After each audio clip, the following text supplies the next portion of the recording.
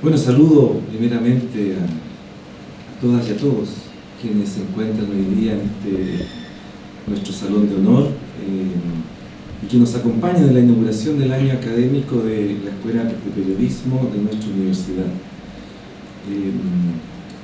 Reciban un afectuoso saludo quienes forman parte de esta escuela, ciertamente, y lo quiero hacer a través de un saludo especial al doctor Antoine Faure, que lleva poco tiempo de director, ¿no? Antoine, ¿cuánto tiempo? 12 de enero. 12 de enero. Así que aprovecho de desearle el mejor de los éxitos al director en su gestión. Quiero agradecer de manera muy especial la visita de la distinguida y muy querida periodista Mónica González, Premio Nacional, pero lo más importante es que Mónica es la Mónica González que todos quieren, bueno, eso lo sabemos muy bien. Que nos honra con tu presencia. Le contaba a Mónica que presencia significa mucho, porque es primera vez que está en la Universidad de Santiago de Chile. Así que una doble alegría y esperamos, Mónica, que sea la primera, pero no la última, que estés con nosotros. Quiero destacar la importancia de la Escuela de Periodismo fundada por allá por el año 1992. En paralelo a otras unidades académicas que en esa época se crearon en nuestra universidad. Mi escuela de arquitectura, la escuela de psicología, las carreras y escuelas de la Facultad de Ciencias Médicas, entre varias otras. Quiero recordar también algunos nombres importantes de personas con las cuales a mí por lo menos me tocó interactuar mucho y los recuerdo con mucho cariño, como son Óscar Saavedra, que en paz descanse, Sonia Aravena, la famosa Sonia Aravena, Héctor Vera, que por ahí anda Héctor todavía, Cristian Antoine, solo por nombrar algunas y algunos de quienes gracias a su trayectoria académica y vocación docente permitieron engrandecer esta escuela de periodismo. Decía que una escuela que por los años 90 contribuyó a abrir los espacios de conocimiento en una universidad muy asidua hasta ese momento al mundo exclusivamente científico, tecnológico y de las ingenierías. Permitió entender que existen otros tipos de saberes provenientes, por ejemplo, del mundo humanista, del mundo social, del mundo artístico. Hoy la escuela cuenta con su propio magíster en ciencia de la comunicación, además de gestionar la revista académica Representaciones. Por otra parte, se han posicionado en el medio gracias a las jornadas de comunicación pública, realizadas desde el año 2018, poniendo énfasis en el valor de lo público. Felicito desde ya la notable gestión que la escuela está llevando a cabo año tras año para formar profesionales de las comunicaciones integrales con ética y responsabilidad social. Abro comillas, la pluma es más poderosa que la espada. Cierro comillas. Decía el británico Edward Bulwer en el siglo XIX. Y es que el poder de la palabra y la manera en que comunicamos las cosas podrían tener un impacto importante si sabemos utilizarlo de manera correcta.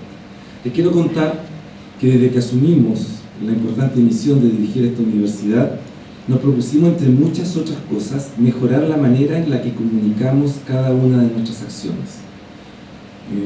Creemos que esto habla de la transparencia en la gestión, que nos permite acercarnos a la comunidad universitaria demostrando que sí nos importa la manera en la que nos comunicamos.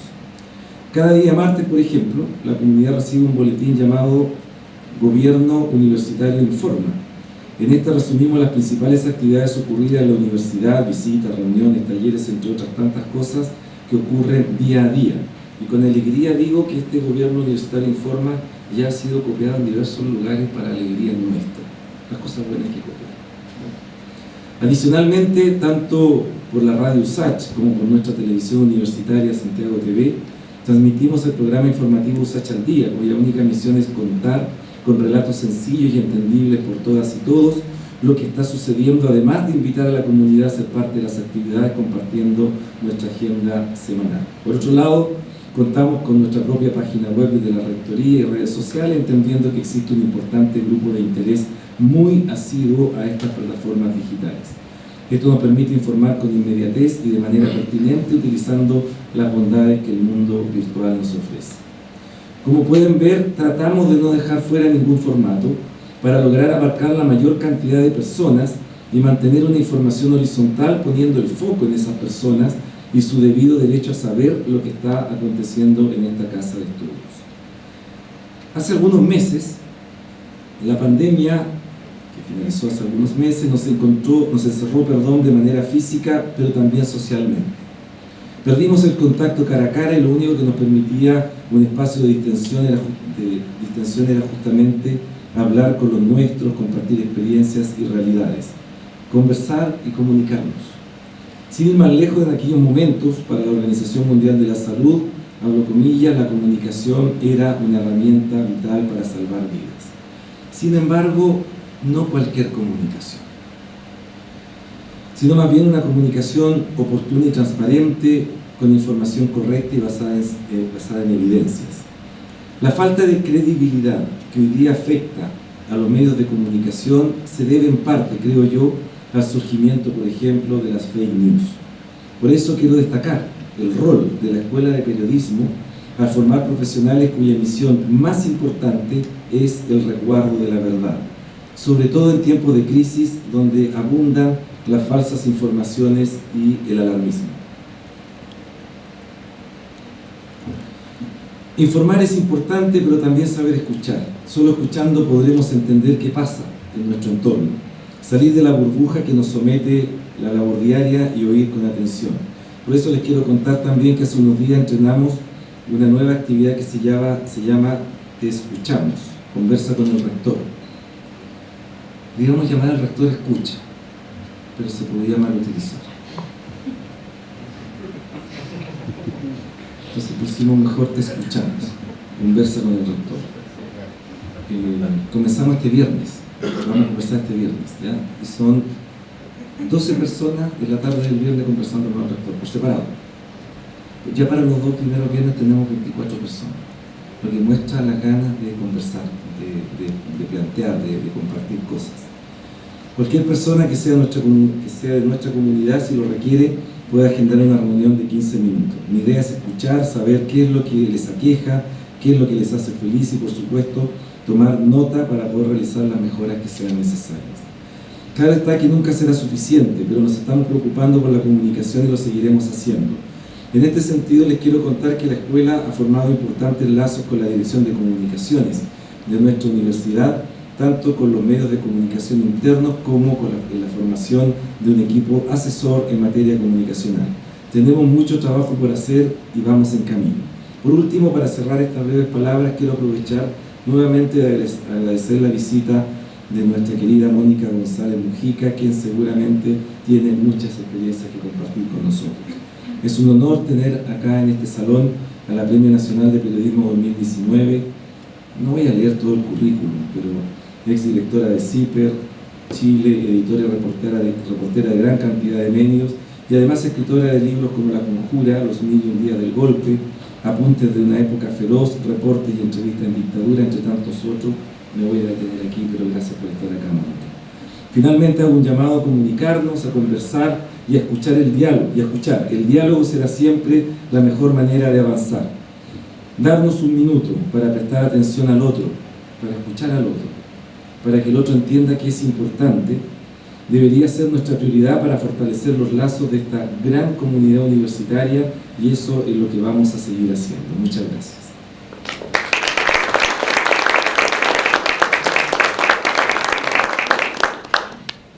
Enseguida, y en representación de la decana de la Facultad de Humanidades, dejo con ustedes al vicedecano doctor Jorge Castillo Sepúlveda.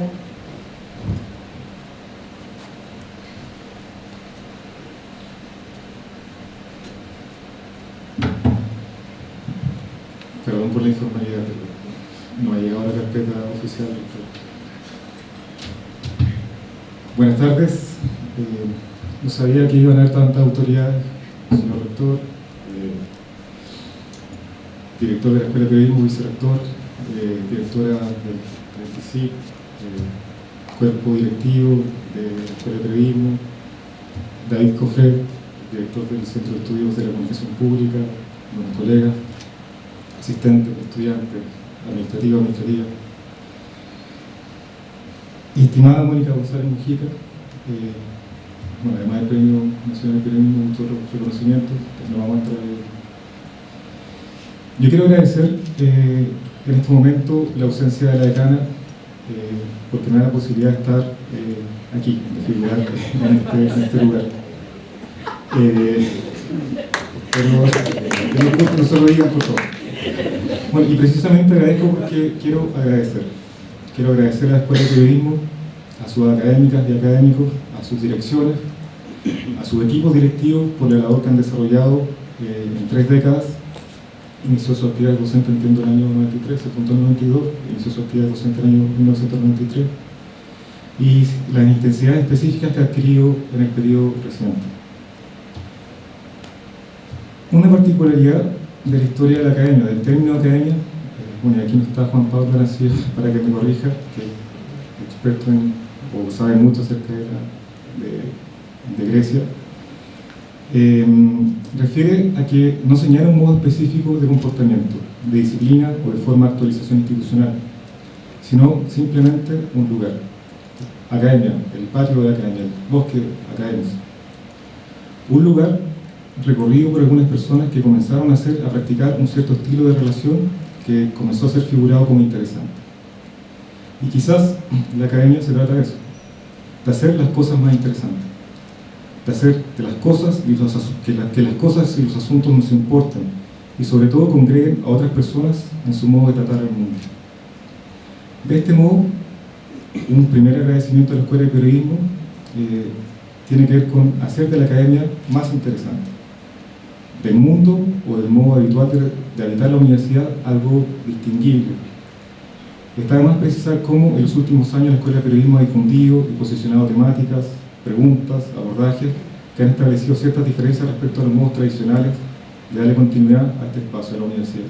Así que muchas gracias a la Escuela de Periodismo por eso.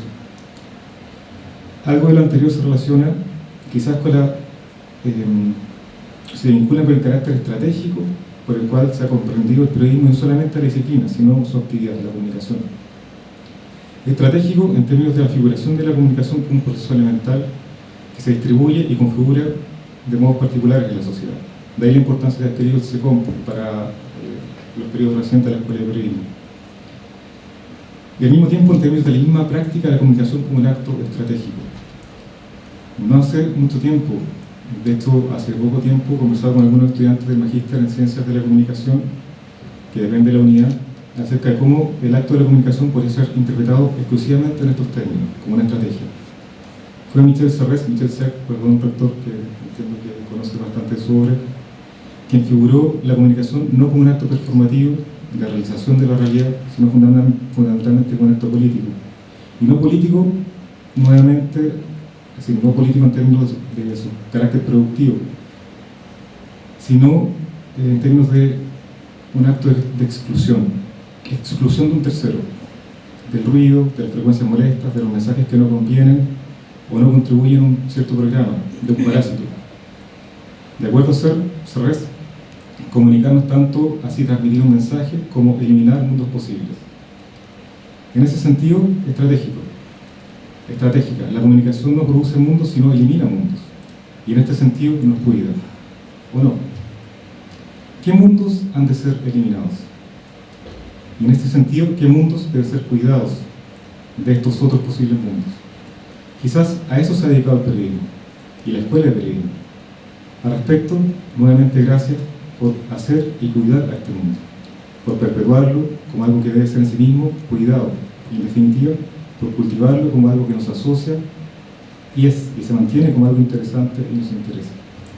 En nombre de la decana de la Facultad de Humanidades, doctora Cristina Moyano Barahona, gracias a la Escuela de Periodismo por la organización de esta actividad y por su actividad misma en la facultad y en la universidad.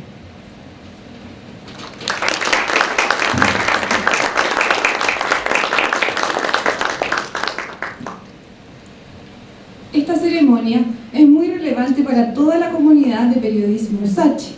Este año se conmemoran 50 años del golpe militar, un momento de la historia de nuestro país en que se quebró la democracia y los principios que sustentan su institucionalidad y se vieron vulnerados los derechos de las personas, así como el ejercicio de las libertades con las que se ejerce el periodismo.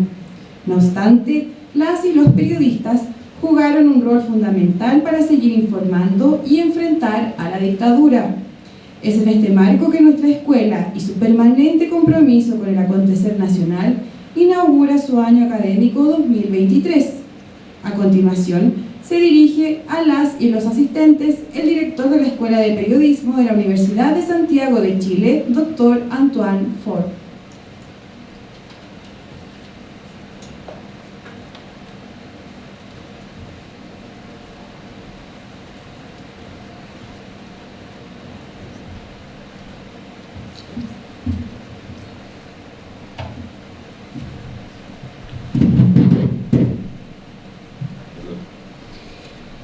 Buenas tardes, es un gusto saludarles para esta inauguración del año académico 2023 de la Escuela de Periodismo de la USACH.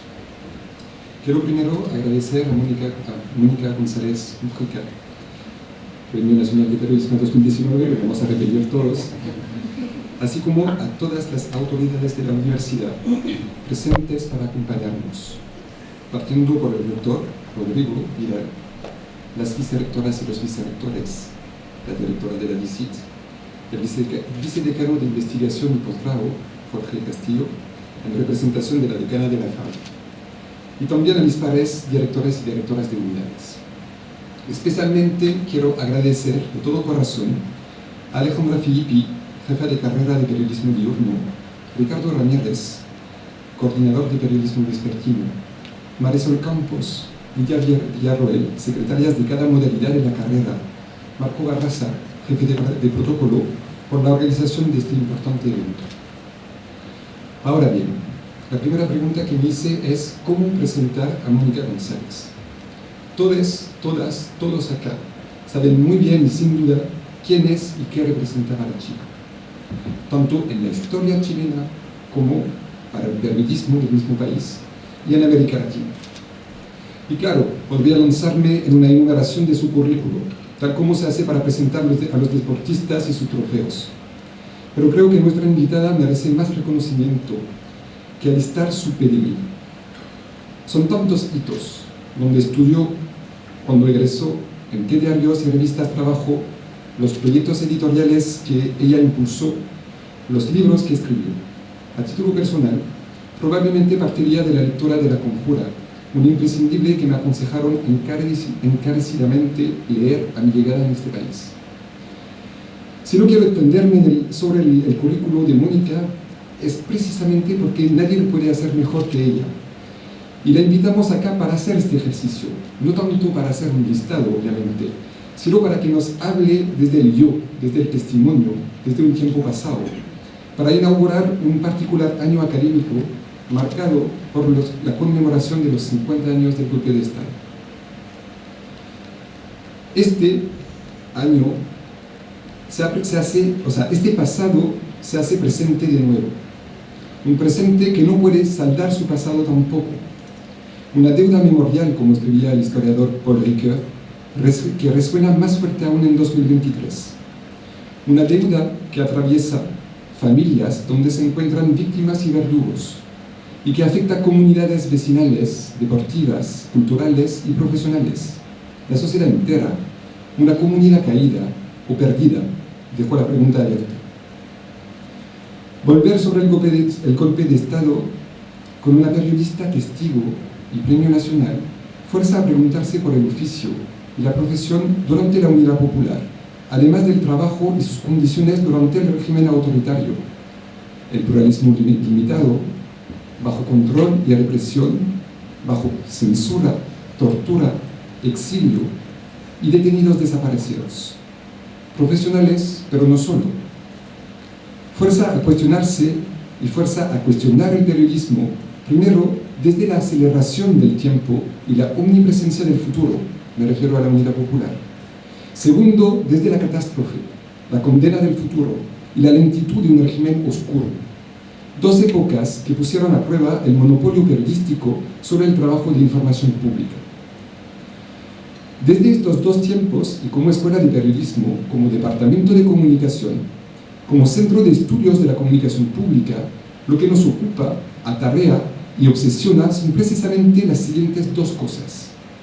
Lo más obvio quizás para partir: cómo el trabajo periodístico puede y debe contribuir al trabajo memorial, no solo sobre la dictadura, sino también sobre el proceso histórico anterior que desemboca en la Unidad Popular.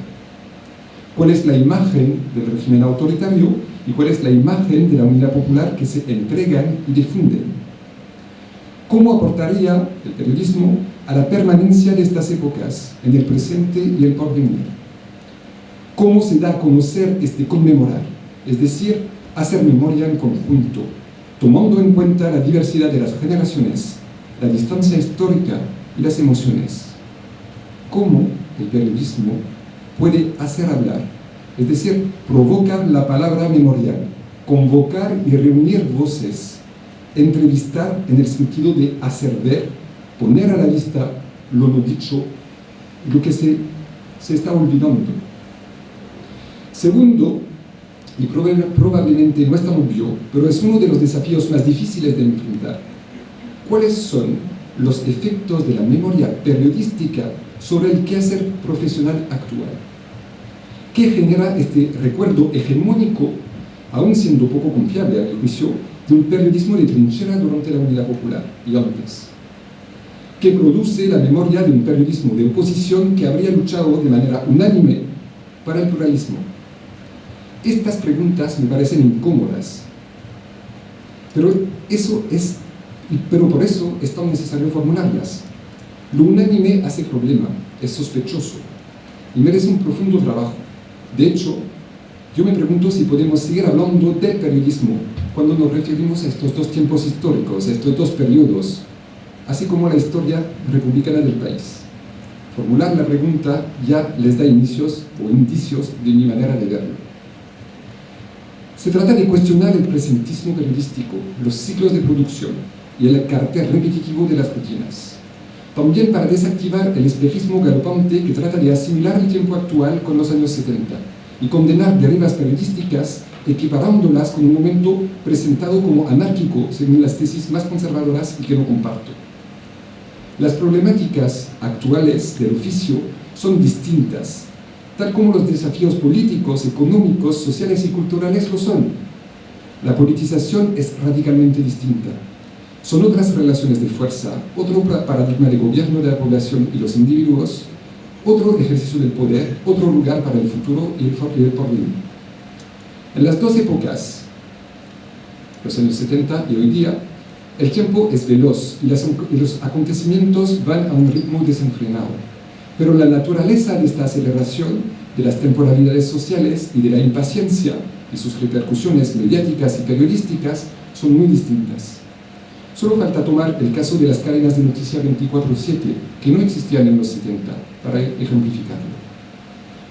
Hacer este paralelo no solo es improductivo, sino que es imposible. Sabemos que el quehacer periodístico a nivel individual, organizacional y colectivo es muy distinto, sin hablar de las tecnologías de disponibilidad, cuya neutralidad además ya no se asume.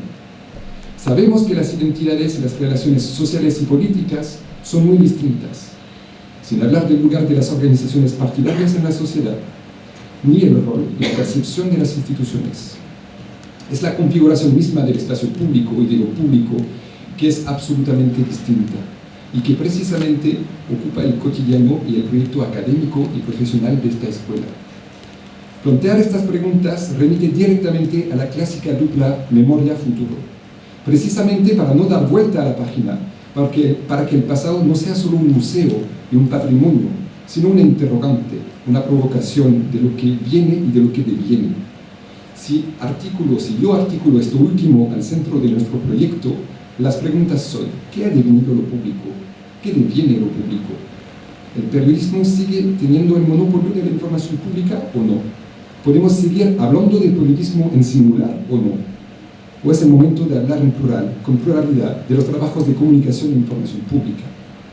Y es todo esto, estoy seguro, de lo que nos va a hablar ahora Mónica González Mujica, quien agradezco de nuevo por darse el tiempo de aportar esta reflexión con la comunidad de la Escuela de Periodismo de la USACH y inaugurar nuestro año académico 2023. Gracias.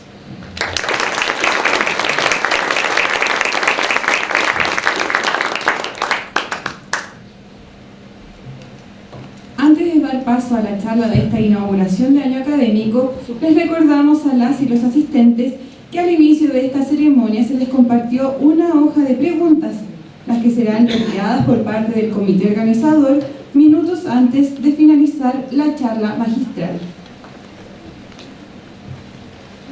En una escuela de periodismo es necesario hacer preguntas. Quizás la más importante es ¿por qué hacer periodismo? A esta pregunta podemos ensayar varias respuestas. Sin duda, tenemos la certeza que todas consideran que se trata de un periodismo de calidad, ese que requiere la democracia, que se funda en la libertad de expresión, que entrega información sin distorsionar la realidad a la ciudadanía, un periodismo que refuerza el contrato que tiene con las audiencias y que se fundamenta en el rigor, la ética y que no guarda silencio ante el poder. Es con este afán que dejo con ustedes a la Premio Nacional de Periodismo 2019, Mónica González Mujica, para que nos ayude a ensayar respuestas e inaugurar con su intervención este año académico.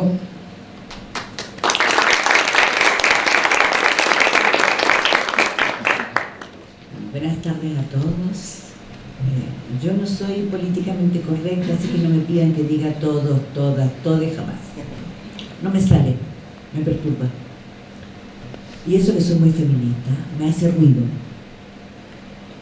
Yo les agradezco muchísimo que me hayan invitado, porque es la primera vez que estoy aquí. Es decir, que estoy aquí en los nuevos tiempos, porque obviamente estoy aquí durante la Unión Popular. No una, muchas veces. Claro, me imagino que se esconden para que no les roben ese tesoro. No van a ser venezolanos los que les roben ese tesoro, ese mata que está aquí atrás. Van a ser otros, porque es una preciosura. Realmente es una preciosura. Y después de escuchar a este francés que tienen escondido aquí, con esa reflexión, me dije, mejor que lo escondan, porque esa reflexión no es muy común. No es muy común. Antoine, te felicito. Estoy segura que vas a hacer un gran aporte a esta escuela. Muchas gracias, rector, por su bienvenida. Bueno, se supone, y me han insistido mucho, que quieren algo personal, cosa que yo no hago, pero esta vez lo voy a hacer. Decidí chasconearme. No me gusta porque me enseñaron en la Escuela de Periodismo de la Universidad de Chile, de la que vengo, una escuela que murió, que no existe, era excelente. Me enseñaron que uno no es noticia, que el yo no sirve, que uno no es, que la noticia es lo que hay que cuidar por sobre todas las cosas, con rigor, con ética, con verdad y con hechos. Y que lo que le pase al periodista da lo mismo, porque no le importa a la gente. A la gente lo que le importa es la información que recibe, que sea de calidad. Y esa escuela yo agradezco mucho tenerla porque me ha perseguido siempre. No sé si la he honrado siempre, pero trato. Pero esta vez voy a chasconearme, porque creo que estamos viviendo momentos muy complejos. Fíjense, es raro, porque he vuelto a rememorar el tiempo en que yo ya era periodista durante la Unión Popular. Bueno, voy a poner las cosas en su contexto. Tengo 73 años, nací en el año 49, muy hija de un obrero ferroviario. Nací frente a en una población ferroviaria frente al Hogar de Cristo, con un padre culto y que me enseñaba la Revolución Francesa y me enseñó la Segunda Guerra Mundial como no me la habrían enseñado jamás en la escuela ni en el liceo, con la verdadera resistencia y cómo la historia se reescribe. Nosotros la reescribimos a cada rato y es culpa nuestra. Por ejemplo, los franceses dicen que son un país de resistentes, mentira. Es un país de cómplices, delatores, con el ocupante, cómplices con el ocupante, y los resistentes fueron menos, pero además hay una página gloriosa que hicieron los extranjeros, los sindicatos polacos, los españoles republicanos que habían escapado del horror del franquismo y del fascismo, y fueron metidos en gallineros de campos de concentración.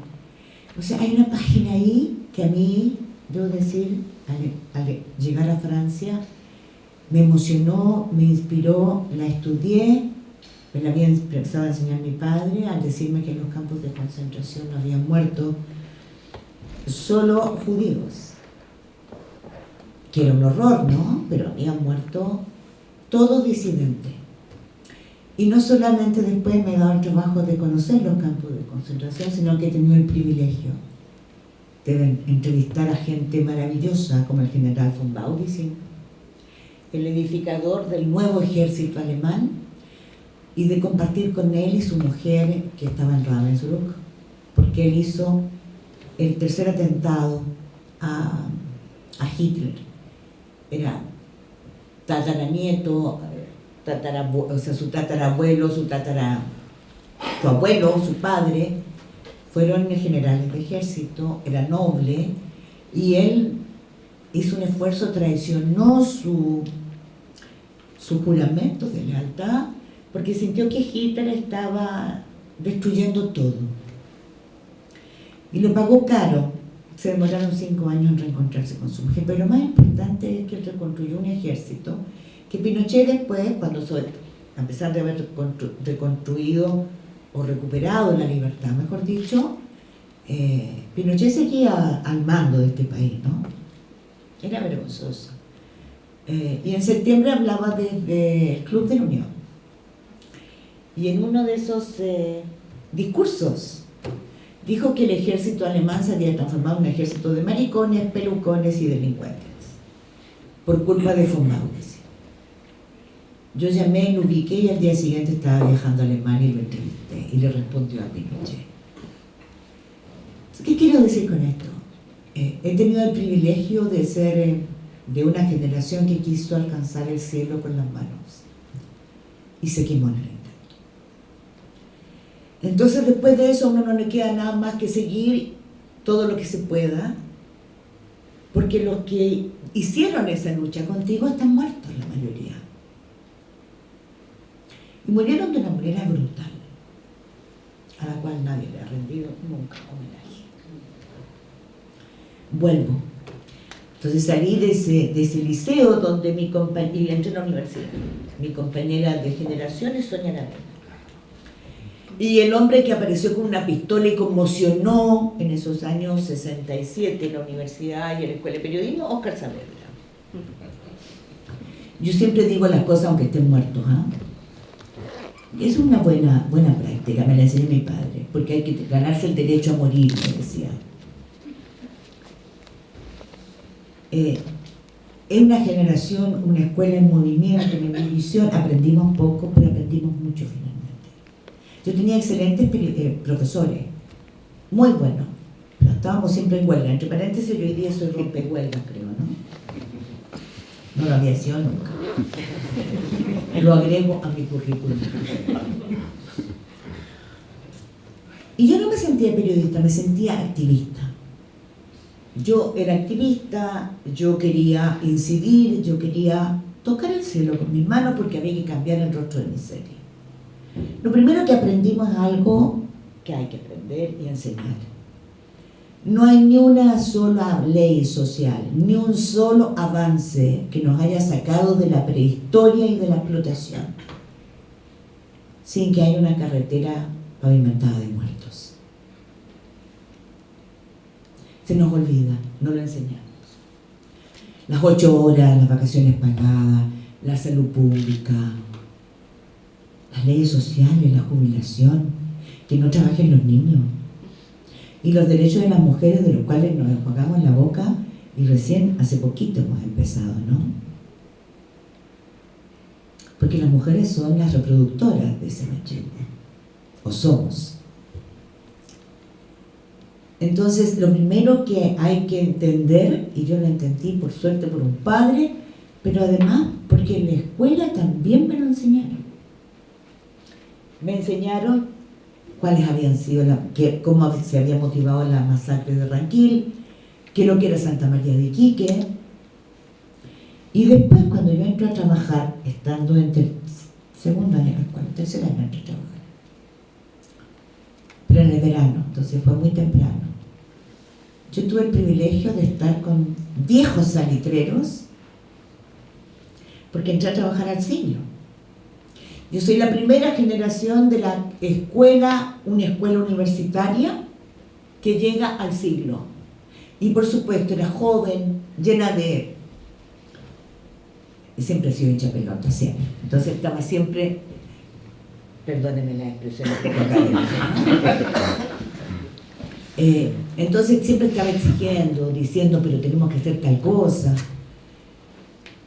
Y todos me acogieron con mucho cariño, todos me enseñaban, había extraordinarios profesores. En la imprenta, uno en ese tiempo hacía un turno de imprenta, en que si cambiaba la noticia se ponían los tipos. Y los obreros me tenían una choca, era la regalona, era la más joven, la más chica, y después embarazada, yo pasé todo el tiempo embarazada. Me daban comida, no querían que estuviera muy cerca las tintas. Yo era muy regalona, en serio. Pero creo que aprendí cosas fundamentales. Aprendí que el derecho a la vida no es... ¿Qué es el derecho a la vida? ¿A cualquier vida? No. A la vida. Aprendí, por ejemplo, y no se me ha olvidado nunca, que hay gente que no conoce nunca la vida. Porque vive y trabaja toda la vida sin poder aspirar a un pedacito de felicidad. Porque la felicidad no es comerse un sándwich rico. La felicidad es hacer volar tus sueños. Y muy de vez en cuando cumplir alguno. Mi aprendizaje ha ido muy fuerte, pero me voy a adelantar a uno, porque fíjense que aprendí también en dictadura después, algo que no se me ha olvidado nunca.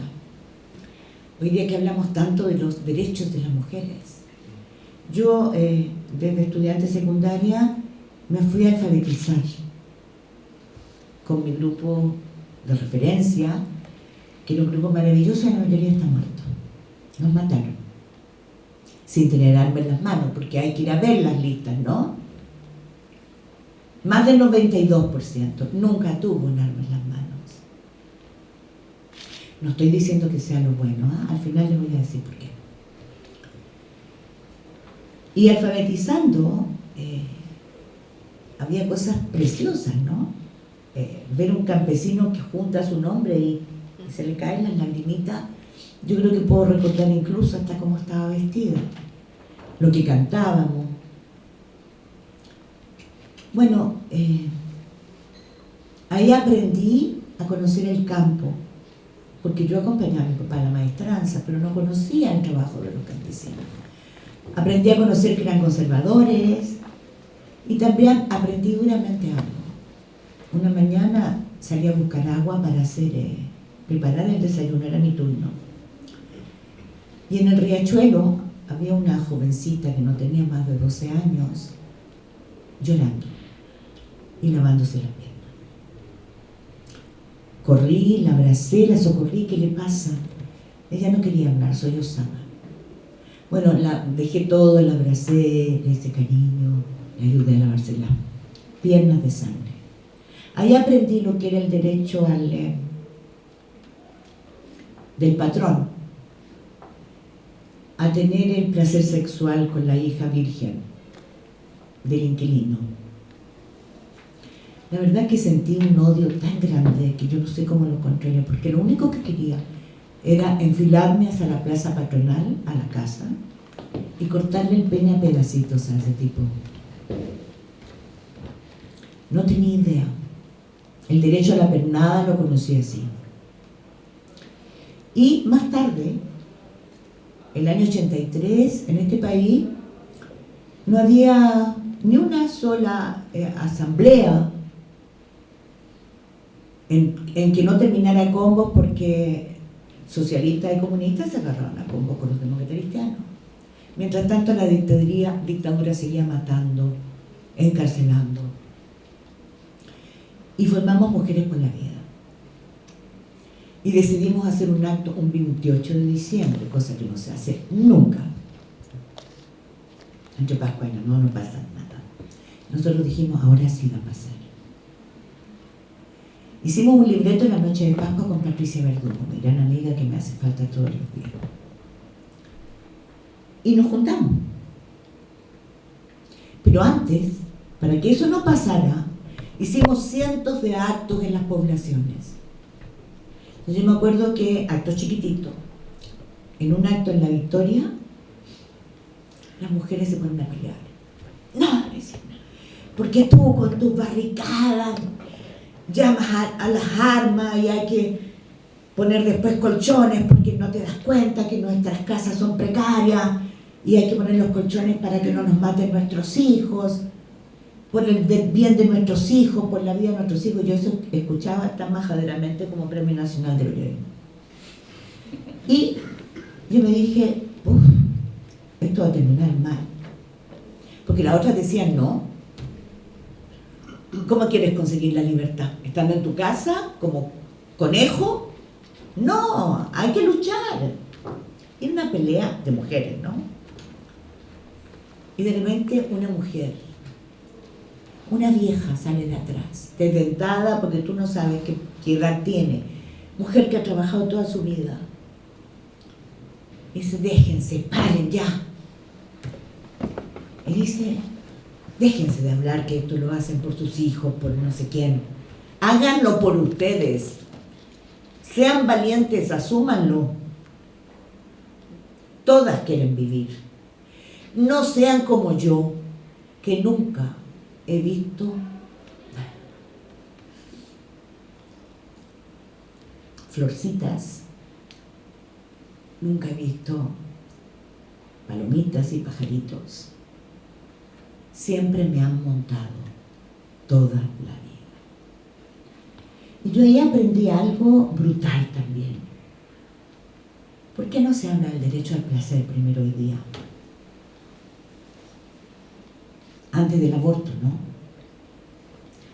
Necesitamos tener derecho al placer, pero para tener derecho al placer necesitamos intimidad. Tener tiempo para limpiarnos, para acariciarnos, en privacidad. Por eso esa mujer decía que la habían montado siempre. Siempre estuvo en piezas con muchas personas. Nunca pudo hacer el amor. Esa es la vida. Pero yo la he ido aprendiendo a puro golpe. Pero a puro aprendizaje maravilloso, ¿no? Porque he estado rodeada de gente muy linda. Entonces cuando llegué a la escuela yo quería ser médico. No. Por último me metí en la escuela de periodismo, necesitaba trabajar además. Mi padre había muerto, lo atropelló el tren en el trabajo. Así que había que trabajar. Y yo no sabía que era periodista. El periodismo era como la UTI, ¿no? Para mí. Desde aquí puedo ayudar. No tenía idea que era exactamente eso. Pero Mario Planel, el director de la escuela, me descubrió. Y entonces él, rompiendo una tradición, era socialista. Elmo Catalán había sido su profesor auxiliar, pero Elmo se había ido a luchar en la guerrilla del Che. Y entonces él tenía que encontrar un nuevo profesor auxiliar. Tomó una mujer comunista. ¡Qué horror! Sacrilegio. Y aprendí con él el periodismo. Me hizo administrar su gran archivo que yo heredé. Yo hoy día tengo un archivo que ahora lo acabo de trasladar y es un camión completo. No existe un archivo como el que yo tengo. Ahí está todo. Una parte de la historia de este país. Una parte que no está en ninguna parte. Pero él me lo enseñó. Y él me fue enseñando periodismo interpretativo, me hice su profesor auxiliar, que era clave para lo que yo hago. Y, mientras tanto, yo cubría mercado negro y así vine a saber que el acaparamiento y el que no hubiera leche, no hubiera harina, era obra de los que no querían que nuestros derechos fueran respetados. Yo nunca olvidaré que me fui una vez a San Antonio, no había pan. Y en San Antonio llegaban 2 barcos con harina. Y yo me acuerdo que me disfracé de hippie. Bueno, no tenía que hacer un gran esfuerzo, ¿no? Me solté el pelo, que no lo tenía siempre suelto, me lo amarraba. Y me vestí con faldas chipientas y partí. Y estuve todo el día y vi cómo los barcos llegaron y partieron lanchas con tipos con mucho licor y prostitutas. Por supuesto, los barcos no bajaron la harina. Y cuando la bajaron se les cayó porque estaban todos borrachos y ebrios de calentura. Yo vi todo eso. Y estaba sentada mirando y anotando y de repente tratando de cuidarme y de repente porque todo vi que está manejado por un grupo que tenía un líder. Y de repente el líder dice, tráiganmela. Y yo la tonta andaba con mi credencial del siglo. Entonces toma mi bolso, lo hace así, me la descubren, mire, me sacaron y me botaron en un sitio eriazo. Pero yo había visto todo eso. Entonces yo vi acaparamientos que salían cuadras de cuadra, donde salían frente a los Vázquez, en que los carabineros protegían a esta gente, donde salían los gusanos. Yo decía, pero qué horror. Bueno, aquí quiero entonces pararme en algo. Nadie ha dicho, o no lo dicen bien, y hay que empezar a transmitirlo, y a estudiarlo, y a difundirlo, que el golpe de Estado se hizo por una razón principal. No era porque éramos muy revolucionarios, porque para eso estaban los cubanos, los tupamaros, había otros guerrilleros mucho mejor que nosotros, lo hemos demostrado. No somos guerrilleros. Lo hicieron porque Allende tuvo la maravillosa idea de hacer dos cosas. La primera es conjugar una ecuación que es casi un sueño, ¿no? Para cualquier persona con sentido social que quiera cambiar el rostro de miseria. Emprender un proyecto en que no hay necesidad de matar y no hay necesidad de morir. Qué belleza, ¿no? Hay que trabajar. Porque hay que ser loco para pensar esta figura estúpida que nos han creado de que nos gusta partir al monte, a la sierra, al cerro o a la punta de la Cochinchina, ¿no? No nos gusta. Nos gusta vivir. Cuando no nos dejan alternativa, cuando nos encierran, nos van acorralando, es cuando hay que defenderse. Y esa alternativa era maravillosa. Yo no recuerdo una época más feliz de trabajar en el campo, en la ciudad. Nos encontramos con Víctor Jara descargando la mercadería, los trabajos voluntarios, todos éramos iguales. Llevando a los hijos. Yo andaba con mis hijas acarreándolas para todas partes. Llegaba la moneda y Allende tomaba la Andreita, la más grande, y decía, cuando te vayas la vienes a buscar. Y jugaba con ella arriba. Era un tiempo muy lindo. La segunda razón por la que hicieron el golpe de Estado es la más sesuda, importante. Porque nacionalizó el cobre con un método que era el más peligroso para las multinacionales que en esa época no tenían el poder que tienen hoy.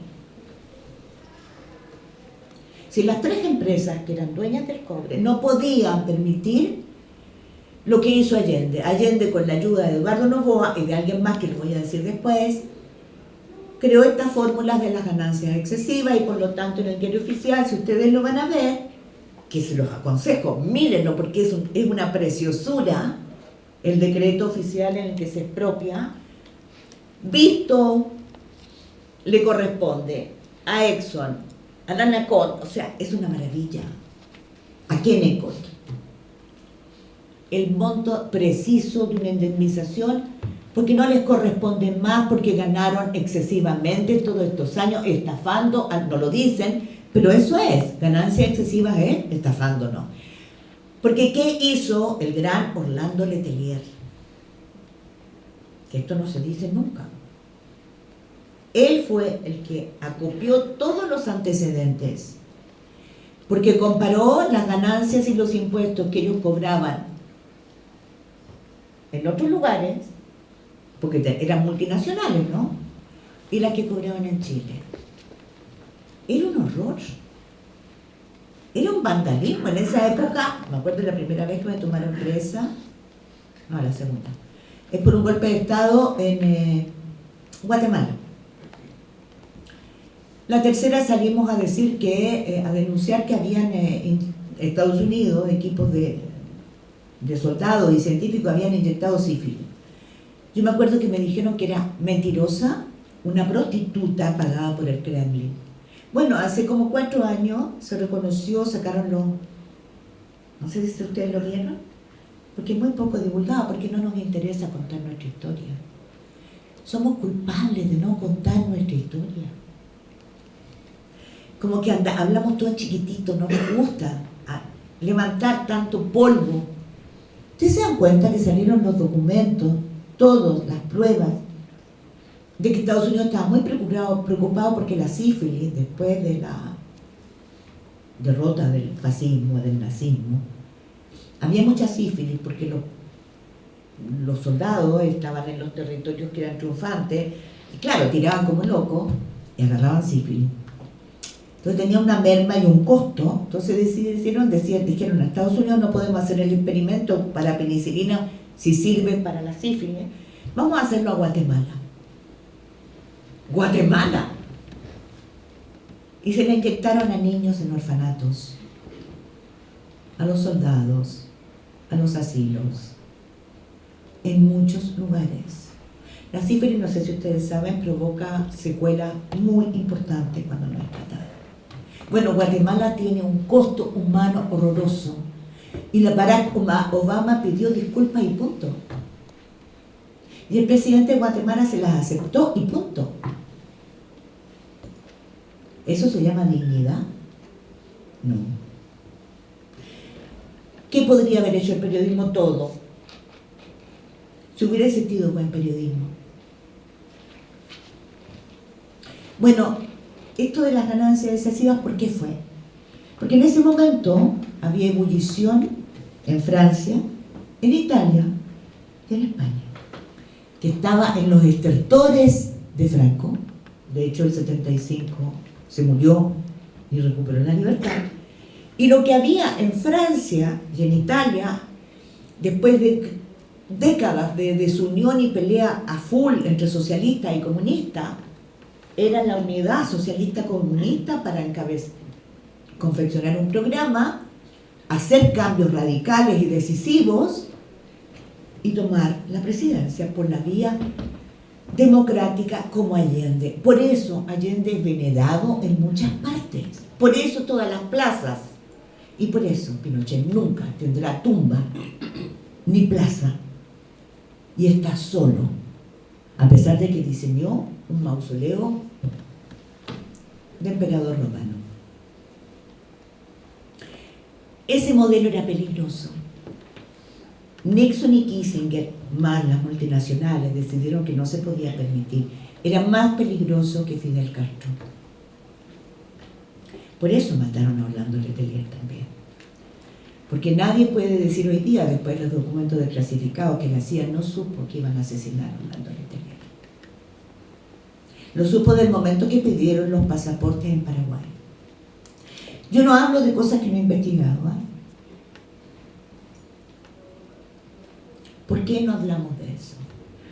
Porque hay un poder, el poder real, como le llamo yo, que nos coopta sin pagarnos, nos coopta para que no pensemos, para que no hablemos, para que no divulguemos, para no contar nuestra historia. Porque esa es una página heroica, esa es una página maravillosa. Fíjense que la ley de nacionalización del cobre fue unánime. Y los milicos no se atrevieron a revertirla, porque encontraron la fórmula para sacar dinero ahí para la corrupción, porque ustedes saben que la gran corrupción ha salido de la ley del cobre de defensa. Pinochet sacó sus 17.000 millones de dólares de las comisiones de armas, de venta y compra. ¿Y por qué? Se dieron cuenta que de ahí había fondos para educación, a pesar de que destruyeron la educación pública. Cuando crearon en 1980 la ley que creó cualquier pelafustán, cualquiera puede crear escuela, cualquier universidad, como lo han hecho, ¿no? La salud ni que hablar. Y la ley laboral que destruyó la negociación colectiva, ya estaba destruida por represión. Pero no podemos recuperar todavía la negociación colectiva, que es lo que te da poder a un sindicato, porque si no, ¿para qué? Para mirarnos las caras y hacer oncecitas o hacer completadas para ayudar al compañero que tiene problemas. Eso no es sindicato, eso es beneficencia. Tenemos que aprender de nuevo lo que es eso. Entonces yo, cuando vino el golpe, que entre paréntesis, el golpe nos partió la vida en dos. Dejémonos de eufemismos. El golpe le partió la vida en dos a este país y no podemos seguir hablando porque ya las palabras dejan de tener sentido, ¿no? ¿Qué es lo que es violación a los derechos humanos? ¿Qué? Me hablan de repente de apremio ilegítimo. ¿Qué? ¿Ustedes saben lo que es? Por ejemplo, voy a mencionar un caso que no...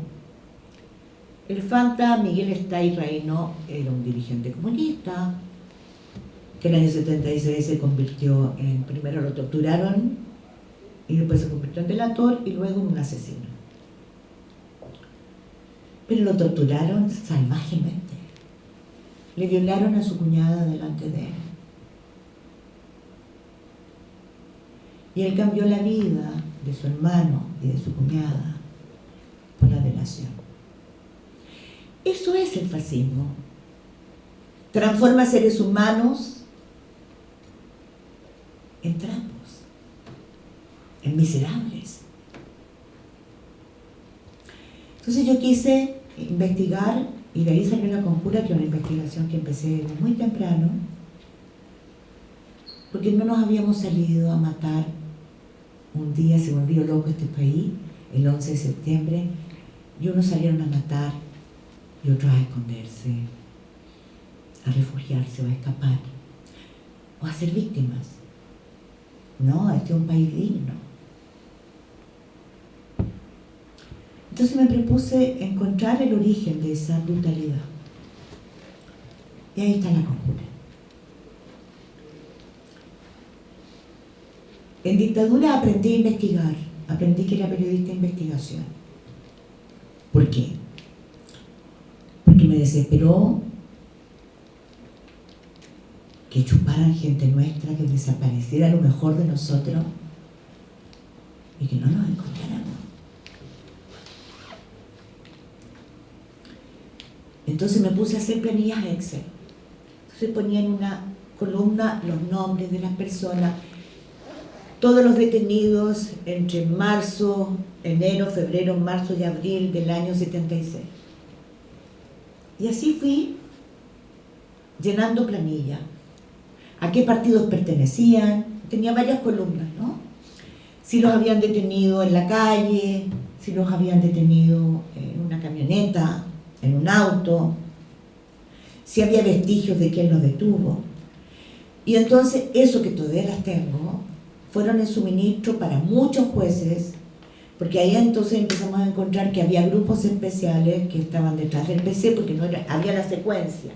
Entonces entendíamos que el primero habló de un nombre, y hacíamos la línea de tiempo, yo no la llamaba así, que son los mapas del horror, pero también los mapas de la impunidad. Porque lo otro que hay que asumir es que en Chile ha reinado la impunidad. Y no hemos sido capaces, ni con el periodismo, ni con nada, revertir la impunidad. ¿Cómo no va a ser impunidad? Fíjense, voy a contar 3 cosas nomás. Acaban de condenar al yerno de Manuel Contreras a 10 años. por la muerte de Bautista Van Schauwen y Patricio Munita, el 13 y 14 de diciembre de 1973. Pero eso lo sabíamos hace muchos años. Lo escribimos en dictadura, pero es que aquí se escribió la historia de la represión durante la dictadura. La escribió un grupo valiente, pero con la ayuda de un ejército. Un ejército de familiares, de detenidos desaparecidos y de ejecutados, y con un ejército que transformó los funcionarios de la vicaría, al cual nunca tendremos tiempo de agradecerles las vidas que salvaron. Nunca. Bueno, y ahora recién, esas pruebas se encontraron muy tempranamente. Asesinaron a Arnoldo Camus en la calle. En enero de este año, primera vez que los condenan a los asesinos. Arnoldo Camus era un hombre maravilloso del Partido Socialista, absolutamente maravilloso, valiente como el sol. Ahí que era la impunidad, sus asesinos eran 2 miembros de la Armada.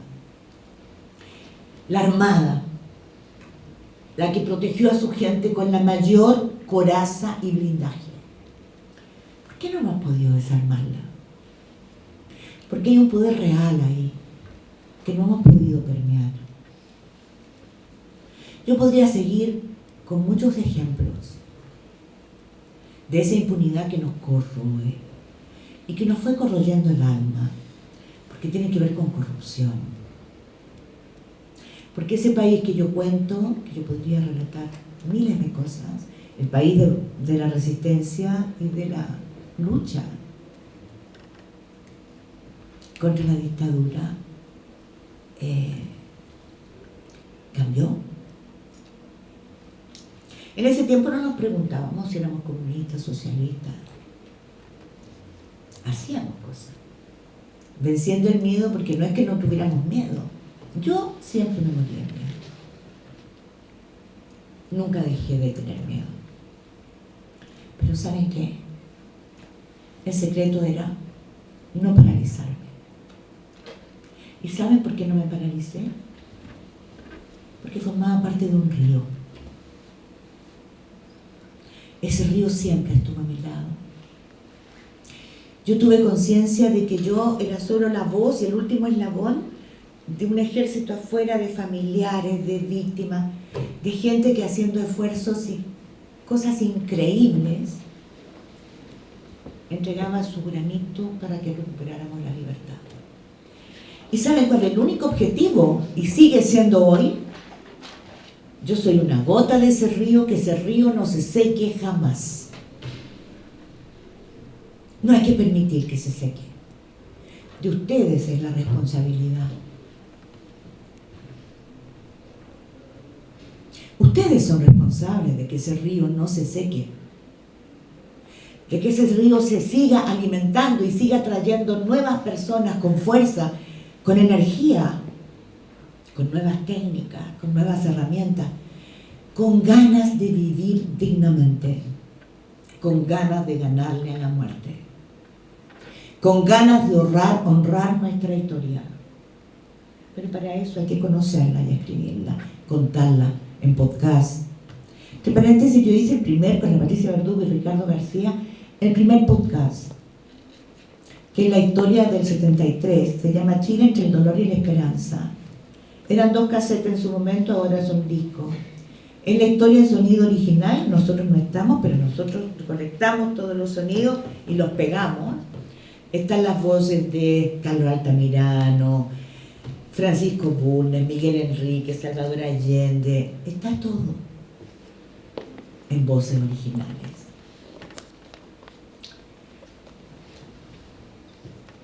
Hay un capítulo que no se ha escrito y del cual tenemos también que asumir, mujeres con vergüenza. Pero no es solamente Chile, es toda Latinoamérica. No hemos escrito el capítulo de los abusos sexuales.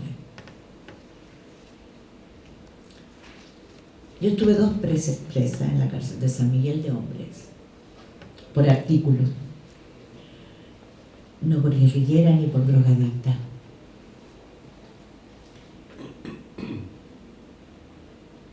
cosas que uno veía y eran terribles. Casi no hay mujer que no haya sido violada, que pasó por las cárceles y la tortura.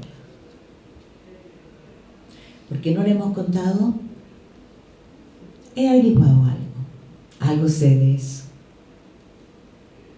Primero por pudor. Es difícil. Uno no quiere que te digan pobrecita. La segunda, porque los hombres no quieren escuchar.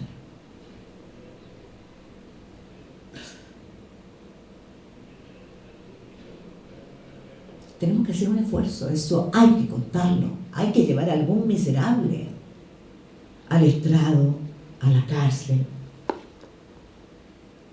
Porque tenían goce solo cuando te pegaban y te violaban en grupo.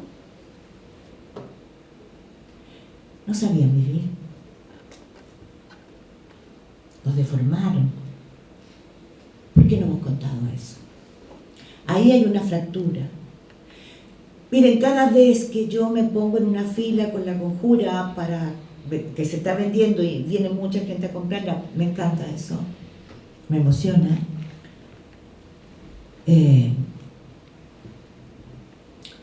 Pregunto, ¿usted cómo se llama? Tanto. Pero no es para mí, es para mi hijo. Es que yo quiero que la aprenda y ya ve, entonces que la lea, y a lo mejor yo ahora me voy a atrever a contarle lo que viví. Porque nunca he hablado, nunca se lo contaba a nadie, sino a la Mónica. Y yo lo tomo, le tomo la carita, le digo, tiene que hacerlo. Hijos que me dicen, es para mi padre, quiero que la leamos juntos y a ver si se atreve a contarme lo que vivió, porque no me lo ha contado nunca. Este año tenemos que hacer eso. Tenemos que meternos en las casas, en las oficinas, en los barrios. No podemos permitir que banalicen nuestra historia. ¿Y saben por qué? Porque estamos enfrentando una crisis de democracia. Yo hago clases a periodistas de investigación de toda Latinoamérica. La crisis democrática está en una encrucijada que no hemos visto hasta ahora. Está en peligro nuestra forma de vivir. Nuestra forma de resolver los conflictos. Les aviso, el crimen organizado no es nada en comparación con la dictadura. Un ejemplo. Si cuentas muertos de Chile, Argentina,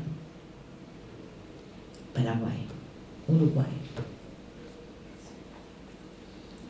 dándole todo, así, enanchando, diciendo, bueno, es posible que en los ríos no se contabilizaron, porque en los ríos de América Latina son los cementerios de nuestros muertos.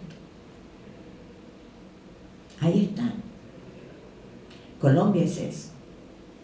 Es impresionante como la gente va en determinadas fechas a tirarle flores porque no han podido recuperar nunca a su gente. Bueno, México, su primera incursión anticrimen organizado fue el 2006, con Calderón, presidente. Primera incursión, digo, Fuerzas Armadas, policía. Gran herramienta. Ahora sí que se acabó la fiesta. Eso no hemos escuchado. Y partió el ejército, marinos, y partió la policía. Bueno, han transcurrido ¿cuántos años? ¿El 2006? ¿Si alguien me ayuda? 17. Bueno, y México es un cementerio. Más mafias, más crimen organizado. Los queman a los inmigrantes ahora. Los queman. Los secuestran para que trabajen gratis y a las mujeres para que sean las putas. Si yo les contara cada una de las cosas, ¿y quiénes son los que andan escarbando los muertos? Los periodistas maravillosos, a costa de que los persigan y los torturen. Bueno, ¿saben cuál es la cifra? Más de 100.000 detenidos desaparecidos desde el 2006 y más de 250.000 muertos. ¿Se dan cuenta que la diferencia con las dictaduras es abismante? Y aquí me quieren decir que nos quieren meter las Fuerzas Armadas a luchar contra el narcotráfico. No tienen idea. ¿Saben dónde salieron los Zetas? De las Fuerzas Armadas. Que cuando se fueron a luchar contra el narco, el crimen organizado, se dieron cuenta que ellos ganaban re poco y que ellos tenían más experiencia. Entonces le combatieron en territorio a los narcos, al crimen organizado, porque hace tráfico de armas, tráfico de personas, es mucho más que el narcotráfico. Y hoy día tenemos a los Zetas. Como decidí chasconearme, yo sé de eso no solo por los talleres que hago, porque he hecho talleres en Juárez. Una locura, pero la hice, porque en Juárez, entre paréntesis, son puras mujeres las que dirigen los diarios. Esa es otra característica. Qué valentía. En Honduras, las mujeres. En Venezuela hoy día, las mujeres están haciendo el mejor periodismo sin alarde. Son menos egóticas. Bueno, cuando son egóticas son terribles. Pero son menos egóticas, tienen más convicción, más pasión. Son más desprendidas. Y en Chile, bajo la dictadura, había mayoría de mujeres. Pero no en puestos de dirección. Yo he sido privilegiada en eso. Bueno, hace 5 años yo fui secuestrada por los Zetas con mi nieta en México.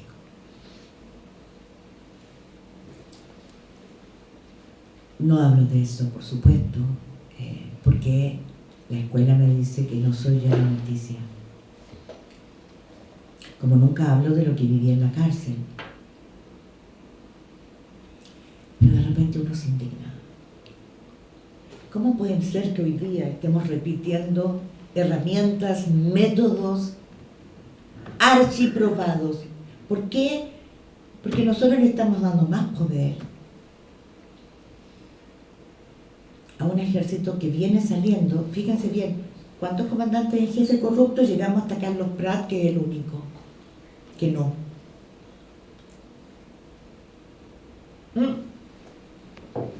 Y Carabineros, algo que he investigado, pero hasta por debajo del último cuartel, son 30.000 millones de pesos. ¿De dónde salieron? Entrenamiento, cuarteles, más personal, chalecos antibalas. Pueden encontrar en CIPER los sobreprecios de todos los reportajes que hicimos. Es que no es el antipaco. No. Es que los oficiales lo que han hecho es abusar de una y otra vez de la clase que está abajo. Los hacen cavar los hoyos para sus piscinas, los hacen ser mozos de su fiesta.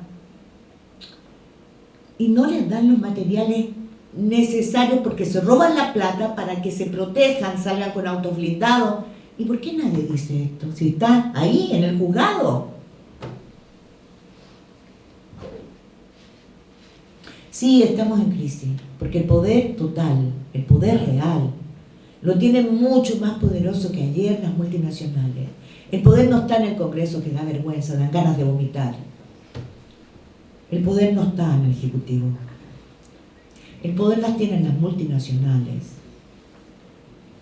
Acaba de salir una investigación, pero que más bien dicho, la querella que acaba de presentar Carlos Gajardo, los abogados, el ex fiscal y Pablo Norambuena, contra una asesora ad honorem de la Comisión Mixta de Ley Fármacos II.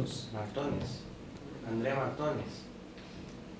¿Qué hacía esa señora? Bueno, al mismo tiempo que asesoraba ad honorem la Comisión Mixta, que estaba haciendo una ley cuyo objetivo era, escúchenlo bien, no lo estoy inventando yo, fue así, bajar el precio de los medicamentos y regular a los laboratorios que son parte del crimen organizado. Lo dijo la primera, la Contralora de Colombia, y duró como 2 meses más en el cargo. La echaron. ¿O la colusión no es crimen organizado?